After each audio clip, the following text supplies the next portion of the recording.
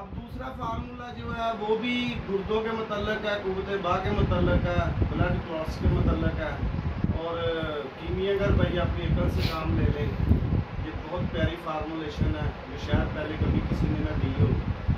करना क्या है कि आपने आधा किलो तेजाब शोरा ले लेना है और उसमें 100 ग्राम मीठा तेलिया, जिसे बिचना कहते हैं, टेलकम पाउडर करके थोड़ा थोड़ा करके डाल देना है। इसे 8 दिन धूप छाँव करानी है।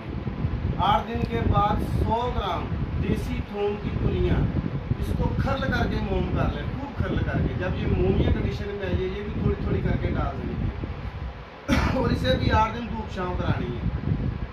ये 15 दिन के बाद आपका तेजाब बिल्कुल ठंडा हो जाएगा, आयल की सूरत में होगा। इसको फिल्ट्रेशन के निज़ाम से गुजारें, फिल्टर पेपर से फिल्टर कर लें, फिर इसमें 25 ग्राम थोड़ी थोड़ी फास्फोरस डालकर धूप में रख दें। 15 दिन धूप छाँव कराएं, ये फास्फोरस में तहलील होगी। फिर इसे रेत के अंदर रख के पका लें, इतना पकाएं कि ये मोमिया कंडीशन में हो जाएगी। ये गार्लिक एसिड भी इसमें आ गया, एकोनाइट भी आ गई, नाइट्रेट भी आ गई, फास्फोरस भी आ गई। ये 4 चीज़ों का बेहतरीन मरकब मोमिया तेल है। इसकी मोम इस कंडीशन की होगी। मोम ये नहीं होती कि हल्की सी चीज़ों को नाम दी मोम बन गई। मोम ये होती है आग पे रखें, तेल नीचे उतारे जम ये इसी कंडीशन की मोम होगी।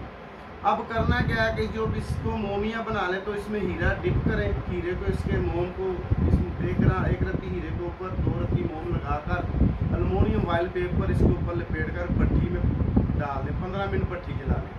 तीसरे अमल के बाद ये हीरा आपका डायमंड इंतहाई आला दर्जा का कुश्ता होगा। सबसे बड़ी बात ये कि ये पानी में तहलील होता है। कीमियागर भाई अपनी अकल से काम ले लें। आगे इसकी हर्बल फार्मूलेशन ये है, 1 बोतल अरक गुलाब की, 4 शीशियाँ ग्राई वाटर की, इनको इकट्ठा करके 1 चावल डायमंड का इसमें डाल दें और इसे हल कर दें, ये डायमंड हल हो जाएगा। 1 ढक्कन, 1 टीस्पून, 1 चम्मच जानी इसे पिला दिया करें। ये हार्ट बीट के लिए, गुर्दों की डायलिसिस के लिए और लीवर फैटी के लिए ये इंशाल्लाह ताला इंतहाई मुतहरक है। ये क्रिएटिनिन का बढ़ जाना, ब्लड यूरिया का बढ़ जाना, प्रोटीन के अखराज को आनन फानन रोकता है और इस्तिस्का, जिसे जलोदर कहते हैं, पानी को डिस्चार्ज कर देता है। तो दुआओं में याद रखें, आपका भाई हकीम बाबा नहीं।